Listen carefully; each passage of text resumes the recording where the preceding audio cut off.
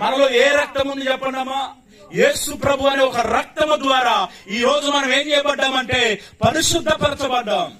ఈ రోజు మనం నీతిమంతులుగా మార్చబడ్డాం. యేసు ప్రభు వారు ప్రాణం పెట్టకపోతే, ఆయన ఒక మానవుడుగా, ఆయన ఒక దేవుడుగా ఈ లోకానికి రాకపోతే మనకి పరిశుద్ధత లేదు. కాబట్టి దేవుని బిడ్డలారా, మన విషయమే దేవుని చిత్తం ఏందంటమ్మా? దేవునికి పరిశుద్ధంగా జీవించడమే. నువ్వేం చేయాల్సిన అవసరం లేదు. నీ వ్యక్తిగత జీవితం కాపాడుకుంటే చాలు. నీ మాటల్లో, నీ చూపుల్లో. చూడండి, దేవుడు ఎందుకు పాపాన్ని ఎక్కువగా ఈ బైబిల్ గ్రంథంలో శరీర పాపం ఎక్కువగా ఖండించబడ్డది.